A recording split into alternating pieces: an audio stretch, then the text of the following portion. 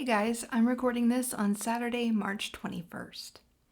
I hope you're doing well wherever you are today. Here where I am in Illinois, we're on the first day of the official governor-directed shelter-in-place order.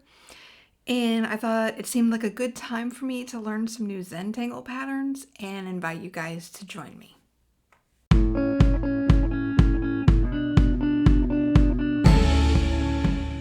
For today's video, I'll be learning how to draw Zentangles from the website tanglepatterns.com. Links to pattern pages and other stuff I mention in this video will be listed in the description if you want more info.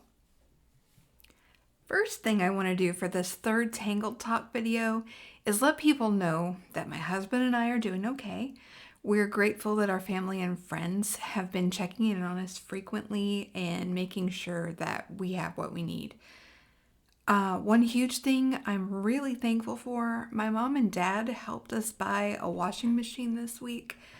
What a time for the old one to give up the ghost, right? During a pandemic.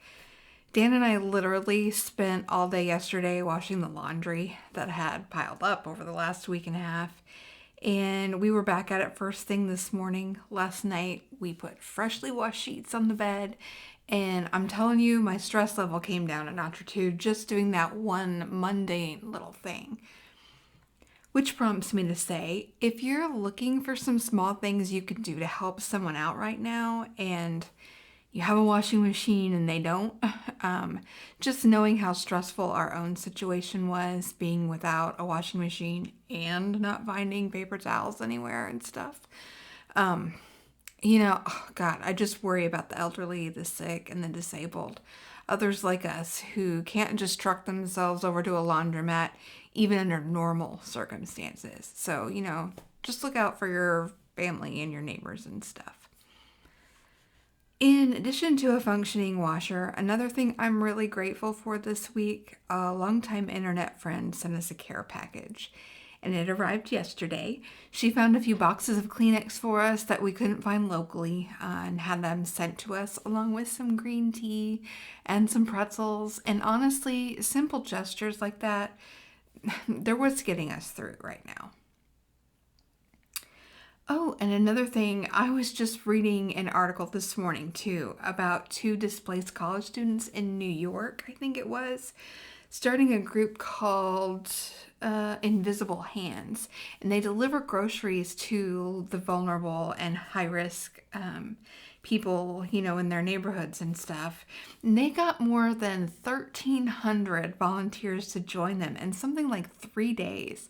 That's really heartening news to hear.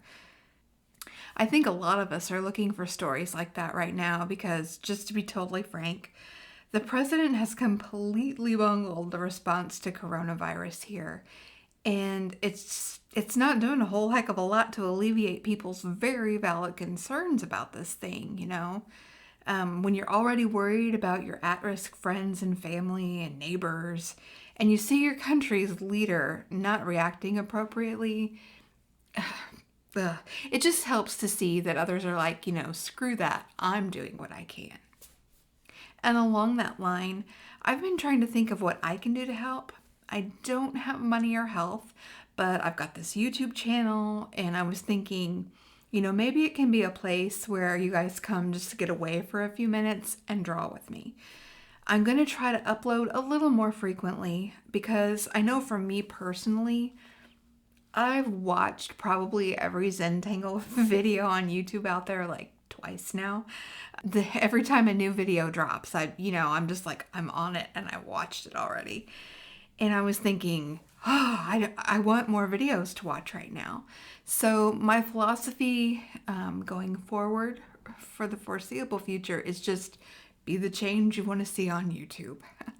I'm still limited by my health to a great extent, but it's never really been about whether I can do as much as someone else. It's just about knowing that I'm doing what I can. And I hope you're all managing okay out there. But I do want to just gently remind you, ask for help when you need it. Because as much as it benefits you to receive the things you need, it benefits others to know they have something to give. I feel like this asking for help thing is one of a few areas where you all should really listen to me, and that I can talk to you as something of an expert. As former head of the National Stubbornly Independent Society, being at the mercy of other people was the absolute last thing I ever wanted for myself.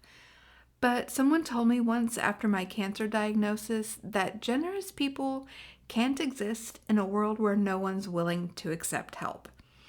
It took me going through some real crap to really internalize that message, but I have now. And the absolute truth of it makes it a whole lot easier to live on this planet, just to be totally honest. Anyway, I'll get off my soapbox. I do want people to know that it's not a personal failing to need things, and it's not a personal flaw to ask for help getting them. So whether you need to borrow a cup of sugar or you need someone to do your grocery shopping, just make sure you ask. All right, that does it for today's Tangled Talk. I'll be back as soon as I can with another video. In the meantime, don't forget that my memoir, Who You Gonna Believe, is still free to read at emilycease.com, and that's for at least the rest of this month. And if you're curious about what else I'm up to during self-isolation, you can catch up with me on the blog, on Twitter, and on Instagram. Take care.